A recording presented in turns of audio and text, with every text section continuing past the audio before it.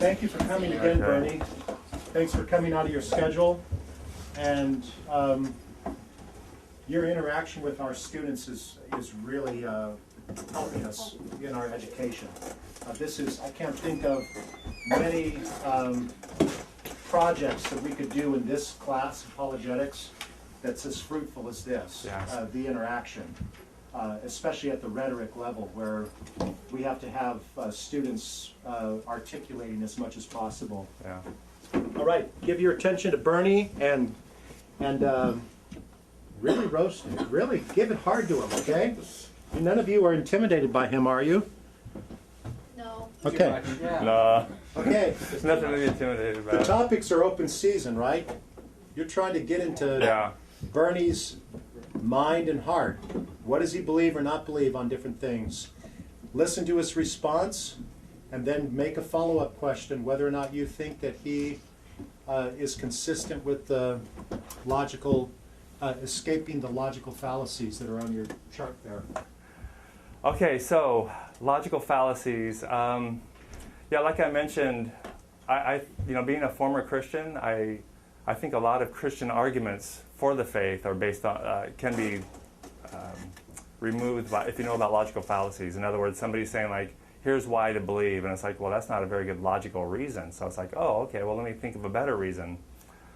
As far as coming here to speak to Nathan's class, yeah, I agree it's a good idea, and I'll tell you, and this is even a good idea from a Christian perspective, and from his perspective, I think you can see it as an inoculation. So, for example, at some point, you guys are going to graduate, you're going to go to college, you're going to talk to atheists, right? And so then your parents are concerned, like, oh, my daughter or son went to college and they're meeting these atheists. What do I say to them? So it's like, well, why didn't you teach them when you're in high school or at school? Especially going to a Christian school. So here Nathan has a chance to bring in an atheist. I can tell you about my beliefs, and then you guys can talk about it later. So he's preparing you for the outside world when you leave here. So everybody could see that's a good thing, right? I like it from an educational standpoint, and so.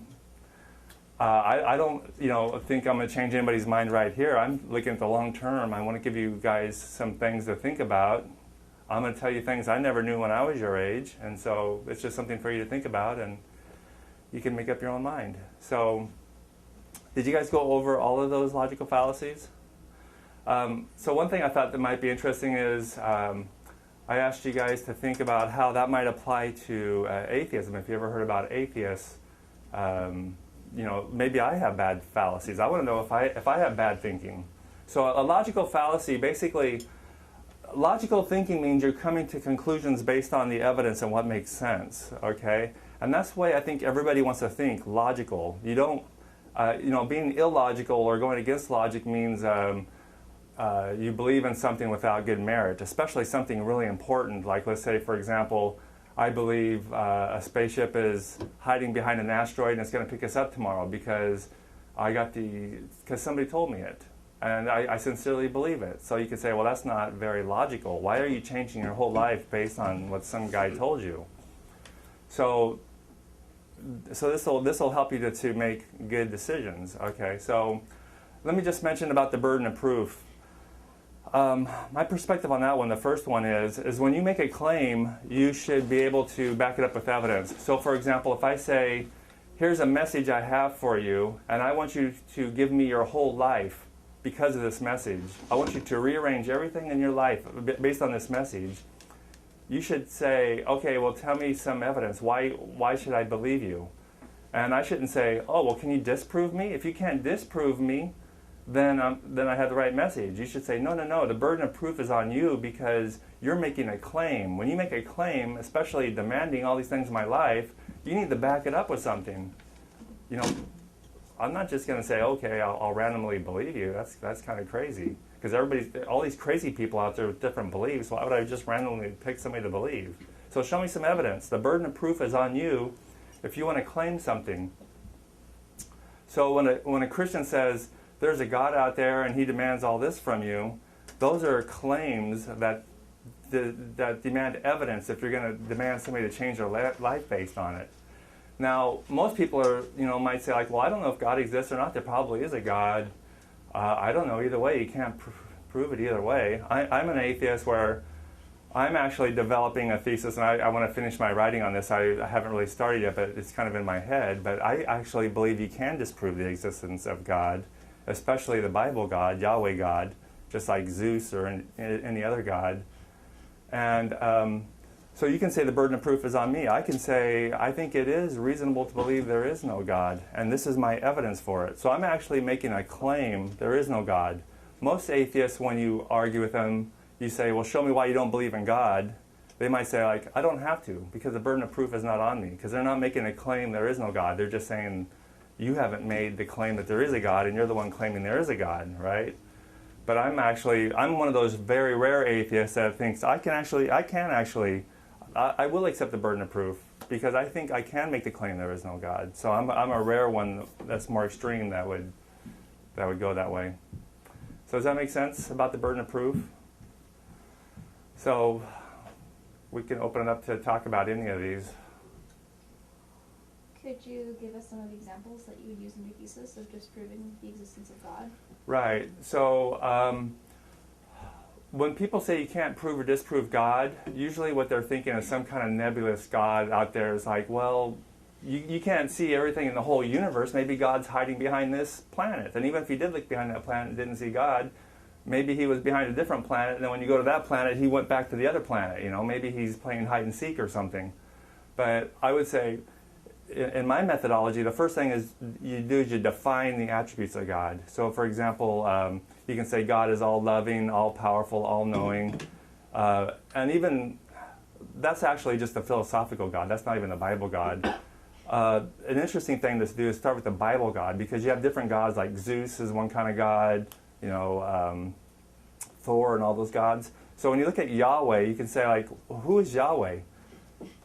Did he do anything? So, for example, you might say, like, yeah, I can make a definite claim. He flooded the whole earth one time. There was a worldwide flood. Okay, I believe this is what my God did, Yahweh. Okay?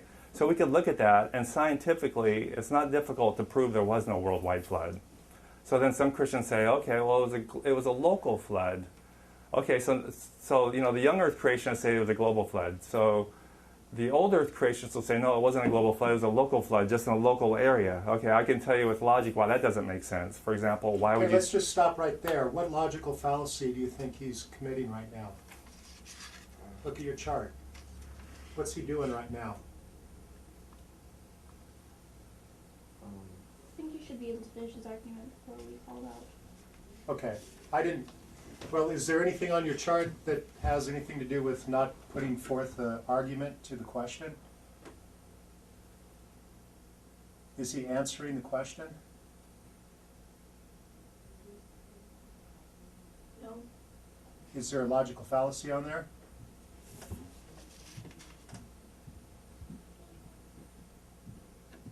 Okay, go ahead, Bernie. Well, maybe... I don't see where you're going. Well, why don't you tell us... I think you're rambling.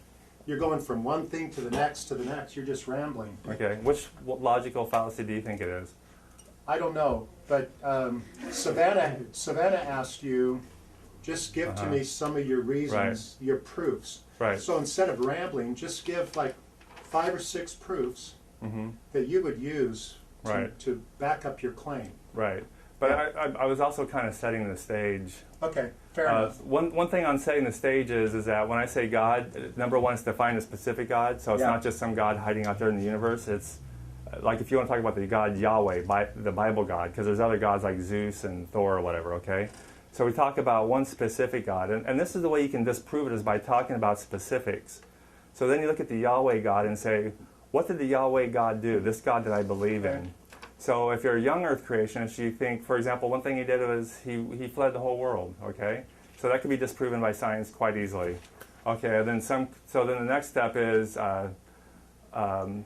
Christians who want to be scientific, the next camp would be the old earth creationists, and they'll say, no, it was a local flood. Okay, well, if it's a local flood, that could be disproven too, logically, like why would you say birds, for example? Okay, so then there's another group of Christians that say, of course, those don't make sense either. It is, it's a myth, and it was not intended to be a true story. It was intended to teach you a theological truth. This is what they say, the evolutionary creationists. Let me just stop you again, because you are rambling. let me see if I'm understanding you. You're saying that the way you would back up your claim that there is no God is that you would take these different theistic positions and you would analyze them and deconstruct them. Or specific things that God was said to do that would basically make a mark on the world. For example, if there was a flood, it would make a mark. So if God created humans by a miracle rather than evolution, it would make a mark. There's claims. So the first set of proofs that you would use to back up your claim that there is no God is that you would dismantle proofs that people have put forth to back up the claim that there is a God. Well, one of the first things to do is also specifically mention what kind of God. I'm talking about Yahweh, not any kind of God, because you can say, well, what if there's a God out there that's a liar? You know, maybe there's a lying God out there. There's all these different kinds of gods. So I'm talking, one of the first things I do is I talk specifically about what God, like Yahweh, for example. Right.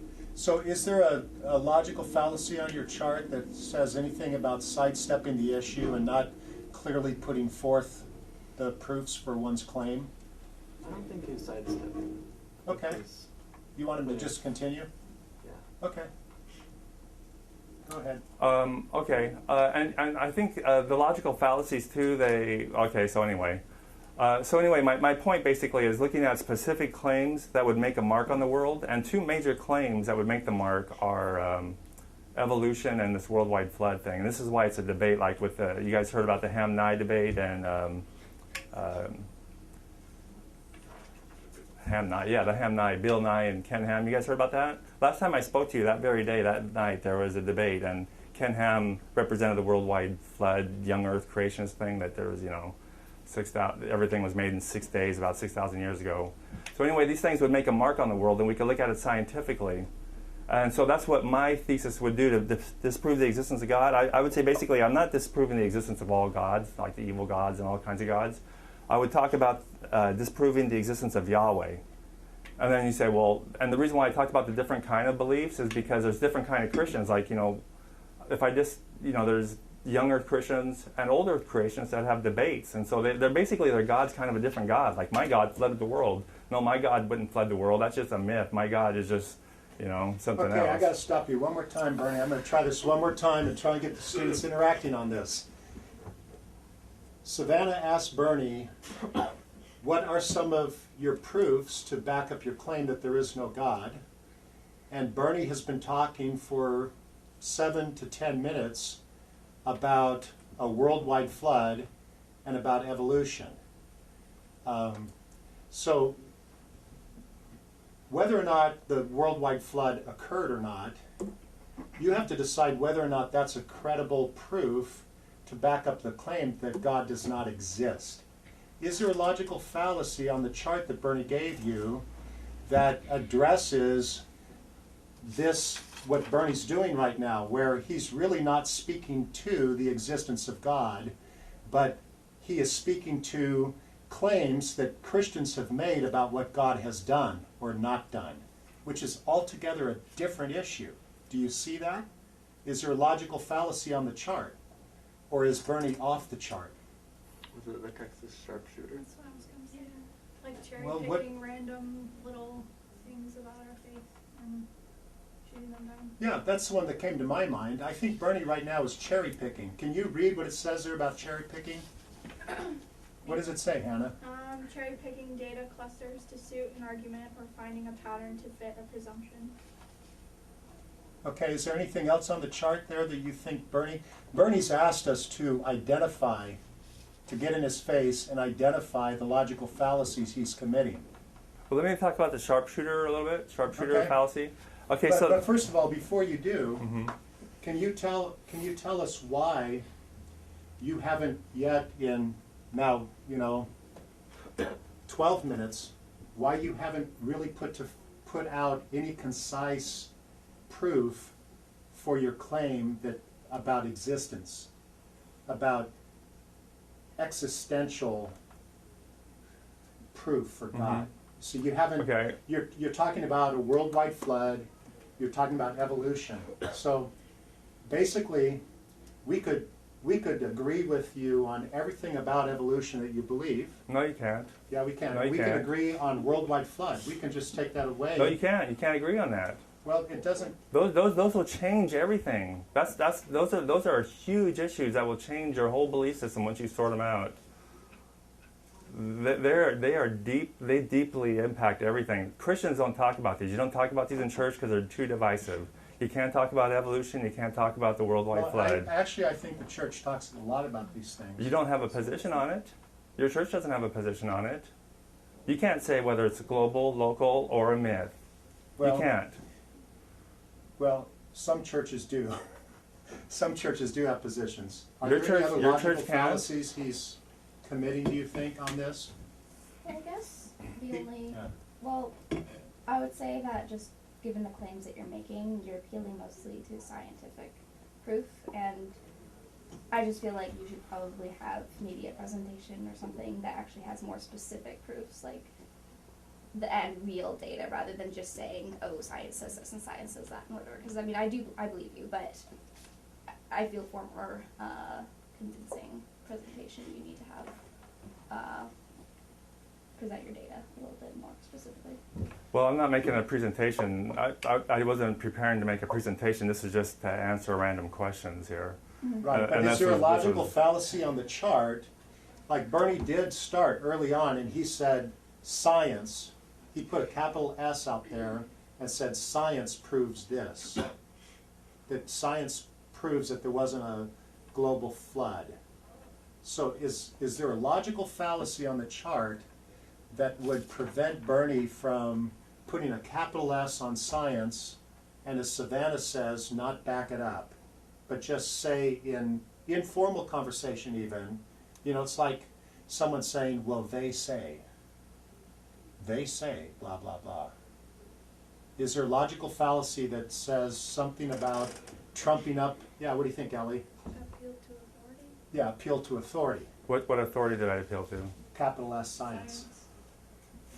Well, okay. So can I talk about a couple of these? No, I mean, Ellie's identifying a logical fallacy, and you asked us to identify logical fallacies. So what do you think about that one? Oh, okay. Well, Yeah, let me comment on that. The authority and also the sharpshooter. Okay. So how about the sharpshooter first? The Texas sharpshooter one. Yeah, let's start there. Okay. What that means is, for example, somebody just has a belief to begin with. Like, let's say, for example, I say I'm an atheist, or somebody else says I'm a Christian, and they never even thought about it. Okay. And now they're in a chance where they have to debate it and defend it. So what they say is, rather than seeking the truth, they're just trying to defend their own position. So they say, I'm an atheist, so what evidence am I going to look to support atheism? So here's a good point for atheism. Okay, I'll take this. Here's a good point for Christianity. Okay, forget that one. So what they do is they just cherry pick. They just look for anything that supports their viewpoints. That's what cherry picking is. And so after you find just the evidence that's for you, then you put a little target around it and say, like, see, that's look at that. I hit the target exactly. That's all the evidence is. And I don't think I'm doing that. I don't think I'm saying don't look at the Christian evidence. I don't think I'm saying just look at this evidence. I'm saying let's look at it all. I'm not coming from a presupposition where I think atheism should be right no matter what. I say I'm open to the truth. If you want to give me good evidence for Christianity, I'm willing to accept it. But I've been there, and I would have remained a Christian if I could just have one thread to hang on to. I would have stayed a Christian because I wanted it so bad. But I couldn't even find one thread, so that's why I left. The other thing about, what was the other one? The other fallacy? Appeal to authority. Appeal to authority is when you appeal to usually an expert. Like, for example, I don't believe in evolution, and I could prove it because here's a scientist who doesn't believe in evolution too. Well, it turns out that this scientist does not even have a degree in biology. Maybe he's an astrophysicist. So he's not really an authority. So it's an appeal to authority that's not really accurate. But, for example, if there's a scientific consensus on something, and somebody says, and there's a debate about it, and somebody says, I appeal to the scientific consensus, that is not a logical fallacy of appeal to authority. That is actually a smart thing to do. So, for example, if there's a bunch of tuba players here, and they all say, this is the best way to play tuba, and I've never played tuba, and I say, no, this is the best way, and somebody says, well, this group over here says that's the best way. They're experts. Yeah, that's true. That's expert testimony. That's great. That's not the appeal to authority fallacy. But if they appeal to me, that would be a fallacy because I don't know anything about the tuba. So that's the fallacy. So I'm not appealing to people who are uneducated in anything. In fact, I can give you my own reasons. So I'm not even appealing to any authorities. I can give you a good reason why there's not a worldwide flood. If you want to, I can give you some reasons for that. Is that what you want him to do? Yeah. Yes, please. I think that being more specific would help. I mean, instead of just saying science says this, science says that, if you were more specific with examples, I think Right. that would make it better. Right. So basically, I was trying to give you a brief answer first, and I can dive down and give you answers as you want to. But if I just gave you deep answers on everything, then you'd say I'm going on and on and on, right? I mean, it would take. You could always go forever on any kind of detail. I mean, let me just tell you something logically. I think that's funny about the worldwide flood. What do you think? Nobody else had a boat then? I mean, Noah didn't invent the boat, I don't think, right? If there was a Noah. The other thing too is if you look at the biodiversity of life on Earth, and you look how there's different creatures in different zones, it all makes sense according to evolution. But if you think these were all on an ark about 4,000 years ago, all the diversity of life, it just doesn't make sense. I mean, this whole position of a worldwide flood, even in Christianity, is a very minority position. Most Christians, evangelical Christians even, do not believe in a worldwide flood. Okay, I got to stop you right there. Has he committed any logical fallacies when he says to you, I'll give you my personal reasons against a worldwide flood? You know what that means? Water all over the globe, all right? And then he says his first reason that he believes there wasn't a worldwide flood is that the text in the Bible says there was only one boat. Are you listening to him? So is there a logical fallacy that would somehow help Bernie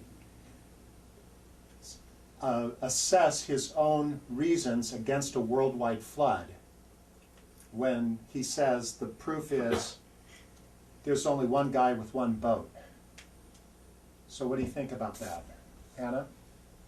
Anecdotal is more, it's using personal experience and an isolated argument to disprove something. I mean, what logical fallacy would, and once again, Bernie might be off the charts on that one. Yeah, because there's tons of logical fallacies. It's possible I'm doing a logical fallacy that's not under. I mean, there's lists. You could have a couple hundred logical fallacies. These are some of the just 30 main ones or something. I mean, or can someone explain to me how the number of boats proves whether or not there was a global flood? Well, I think that was probably just extreme of consciousness. And so it wasn't a proof, even though he said he was going to give to us personal proofs? Well, I think he didn't wax eloquent on that one, and then he went on and talked about the biodiversity and the inconsistencies of that. So, I mean, that one was a logical fallacy, but I think he went into, he's given more than one proof. Well, we're keying in this morning on logical fallacies to help Bernie. Bernie wants to refine his presentation. So biodiversity, I don't know, the boat one doesn't float with me. Well, the boat's a logical one. I mean, to think about, all humans died except for 8 people on the ark. Okay, what about all the other people what about all the other fishermen? Why wouldn't they just get in their boat and sail off? That's a logical, not a scientific, that's scientific thinking, but that's not a scientific thing. That's more of a philosophical issue, that the story doesn't make sense philosophically. Wouldn't it be possible, Bernie, that maybe they did get in a boat, but they starved to death? If they're fishermen? 40 days and 40 nights with nothing to eat, nothing to do except watch. Fish. Fishermen? Yeah, and they have no, just theoretically the storm turns the boat over, they all drown. Even if you're right. You don't catch fish on the high seas in a storm. Even if you're right that they rushed into their boat, there are thousands of boats. They all get in them. They all thank the false gods that you've alluded to, and they get in their boats and they all drown over time, or they don't get in the boats, or they thumb their nose at God, and so say, I'm not getting in my boat, this isn't actually happening. Who knows? But the bottom line is, you haven't proved anything. And most, I would say that most Christians, even evangelical Christians today, do not believe in a global flood. I agree with you, right? Yeah, so whether or not... And the reason why is because of science and logic. Well, whether or not... Well, actually, the reason why is how you understand the Hebrew descriptions there. But whether or not there was a local flood or a global flood, whether or not, wherever you come down on that, how does that prove or disprove the existence of God? Well, if you came to believe, like a lot of Christians in academia believe, that the story is a myth, there was no local or global flood, you don't think that would affect your theology at all. Here's a major story about what God did in the Bible, and it never happened. Okay, so right now, what logical fallacy is Bernie, when he asks me a question that deflects a direct answer to what I've given, what logical fallacy is he committing? What is that? Avoiding having to engage with criticism by turning it back on the No, because that one I think is about answering criticism with criticism. I think that one is more like attacking. He was just asking the question. Yeah, see, actually what I was doing, it's called the Socratic method. Do you guys know, there's a Christian, you guys know what the Socratic method is, right? Yes. Do you guys know this Christian apologist named, he does cold case Christianity. He has what they call a Columbo method. You ever hear of him? Reasons? Blanket on his name. You guys don't know him on the radio? He's on Christian radio. But he has this method. This generation listens to the radio. He has this method. He calls it the Columbo method, and it's basically Socratic thinking. But he says this is the way you should talk to atheists. Just ask them why you believe that. So, for example, there's no God. Why do you believe that? Oh, because Noah's Ark's not true. Why do you believe that? And then if you ask them enough, they might go like, I guess I don't know. So yeah, it's just apologetically, that's called the presuppositional method, where questions are asked to put the conversation back to the atheist to make positive statements. Well, my understanding is different. My understanding, presuppositional means that you start with a belief. That's correct. And that's the big thing, because you presuppose it. So why is Christianity true? Well, I presuppose it, the method, which I'm against. Yeah, that's the philosophy of it. The method, the strategy, is to ask questions so that the other person has to speak about her worldview and defend it. Well, I just want to mention the thing about the fallacy on there, whatever it was called, tu quo or something. It basically means like you too.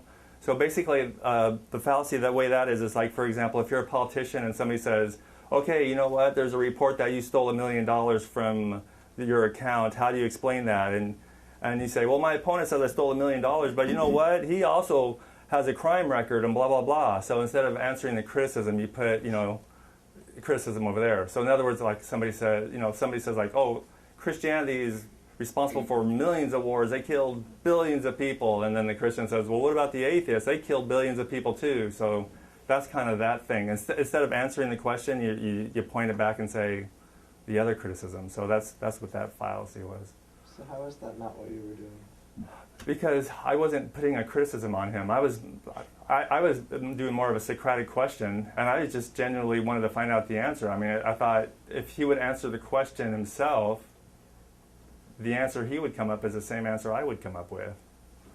So, sometimes when you just tell people the answer, it's a shortcut and it doesn't go into their head. It just goes right. They say a question and you give them the answer, it just goes right out. But if you ask them a question internally, they have to think about it. Their gears go on and they have to think about it internally. That way they answer the question. It's the same answer, but because they worked it up. So that's the reason why I did it. Okay. Questions for Bernie? Like on a different topic, or? And anything, yeah, wide open. Austin? So a lot of the discussion today has been about the science of things and understanding things scientifically, and I just wanted to know, kind of in a changing pace a little bit, but what the secular humanist position is on the arts and on that side of things. Art is just, being fun and creative and expressing yourself. I'm not sure what the question is. Well, would you say that the ability to create is something unique to humans? No. No? No. So what examples that's of non-human creation would you say? Well, I'm not sure about I'm not sure if I really thought about creation so much, but there are a lot of statements where people say, like, this is something only humans do. So, for example, I haven't thought about creation. That's actually an interesting question, something to think about. But for example, some people say, like, only humans have humor. Animals don't show humor. But then I think you can see there's so much we found out about animals even in the last 50 years. Before this, historically, people and even scientists thought that animals were just like automatons or just machines that didn't really think. They had some instinct, but they didn't really have feelings and all that. So we discovered how they even have primitive languages. They can lie. They have some funny experiments where they taught monkeys how to gamble, and it's funny to see how them gamble.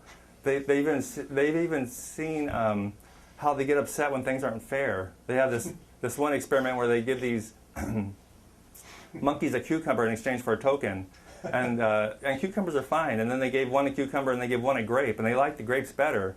And so when they gave one a grape and the other one a cucumber, the one that they got the cucumber started throwing a fit. It was kind of funny. In fact, even threw it back at the researcher. So there are some things that they say only humans have, but not animals. So it's like being creative. Do you have to be creative to build a nest? Do you have to be creative to use a tool to solve a problem? Because they found crows can use a tool to solve a problem. They've seen other animals using tools. And you would say this type of creativity is indistinct from animal instinct? That because they know to do it instinctively, that is creative? Well, see, it's not really, I'm not sure if it's instinctively. Like, there's also another YouTube video where they got these crows, they get on a cap or something, and they slide down a windshield, or, they slide down like they're skiing, then they go back up and do it again. They just do it over and over again, because, obviously they're having fun doing it. So is that creativity? Is that, as far as art, if you consider singing art, there's, I think it's the blue whale that has these, one whale, I can't remember what it was, it might be the blue whale. They have these songs that go on for hours, and scientists said as far as they understand, they're just singing, they're not communicating, it's not communication kind of sounds, they're just long sounds like they're singing. So is that art? Is dancing art? There's birds that do all kinds of, mating dances, and they get pretty creative. So, we have more advanced mental facilities, so we do more advanced thinking and things, but is that just because of our brain? They have bigger teeth, bigger claws, they do things we can't do. We do things we can because we have bigger brains. I thought dancing was feminine manipulation of the masculine. There's some guys who probably just male dancers, I think, who would disagree with you. That's true. But anyway, so did I answer your question about creation? I'm not sure if humans are the only things that do creation, depending on what you're creating for art. Yeah, for the most part, I'm satisfied with that answer. Yeah, because other animals, as far as we know, they don't know how to paint and draw, but singing and dancing, it seems like they're there, and playfulness and. Some elephants can paint. Yeah, and I don't know if that's a gag or not. I don't know if that could be a trick. I don't know if that's a trick or not. I've seen that too. So I'll let you call on whoever's got their hand up. There's like three of them. Yeah, go ahead. We'll go Isaac and then Isaiah. Yeah, you keep trying to disprove God through natural science, right? I would say science and reason. Science and reason. Yeah, philosophy. Do you think that the field of philosophy, in general, would be able to make a good scientifically, or would be able to validly prove or disprove a God? Well, it might be bottom line, it's all philosophical. I mean, philosophy uses science to justify its premises, you know. So, for example, if I say, I believe this because of this, this, and this, that's kind of a philosophical thing, but it's based on facts, which is science. So, you know, I think the whole thing might be all philosophy, which relies upon science to, you know, for evidence. So... Isaiah, So, go for it. going back to Austin's question, how would you say that we are different than animals? Because you say that we can create, or animals can create, you know, they can have fun doing skating apparently. So, I mean, just a quick question, how would you say we are different from all the rest of the animals? Mm-hmm. That's an interesting question, yeah. We're different from the rest of the animals, from the other animals, not from animals, I mean, because I believe we're all animals. So how are we different? We're different based on what we have. So like I said, for example, we have more advanced brains, so we can do things that they can't do. You know, for example, verbal communication, plus the larynx and the ability we have because of that. You know, parrots can talk, but they can't really think what they're saying. So, you know, so because of what we have special, we can do things with that. So because our brain is more complex, we can do things that they can't do. But they have other things that we can't do. For example, they have wings, they can fly, we can't. So it's not like we have the best powers of everything, but we have the best at what's most important for survival. We have the brain, so that makes us the dominant species. You know, we're able to wipe out not only all of life on Earth, we could wipe out each other. So we're the apex predator of the whole system here. Yeah, I mean, so, in a way, we're the ultimate virus. We can kill everything if we don't control ourselves, you know. so this chart here summarizes the biblical teaching about what we're talking about. There's quite a few texts in the Scripture that place God and humanity on the same side of the line, because the Scripture says that God made man in his own image. And so there is a distinction between humanity and the lower animals.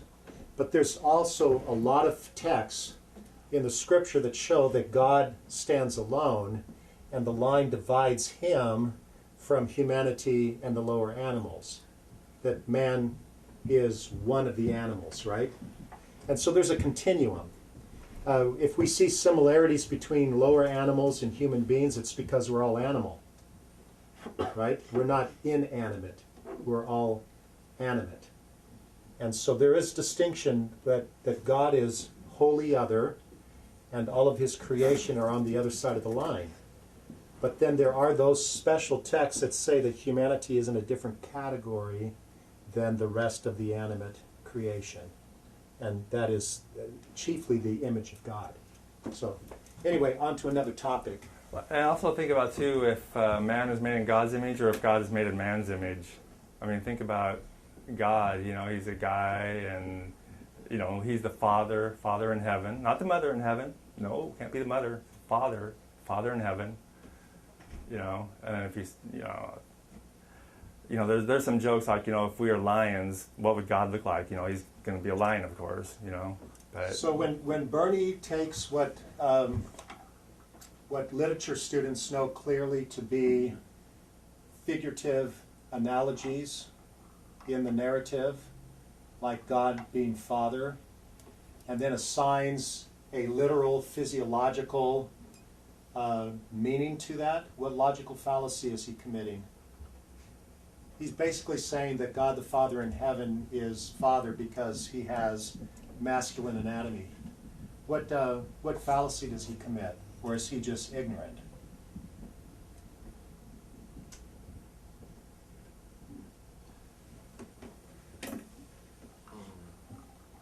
Strawman? You think it's a straw man?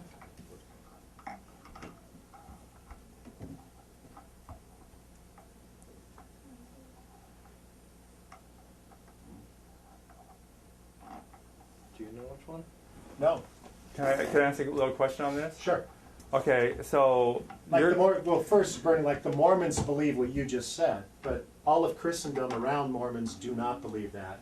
let me give you a thought experiment, though. Let's say, for example, so I think what you're saying is God is not literally a father, it's just symbolic language, it doesn't mean that much, It's right? an analogical language. Yeah, it doesn't mean Not that. symbolic, Yeah, analogical. right, okay.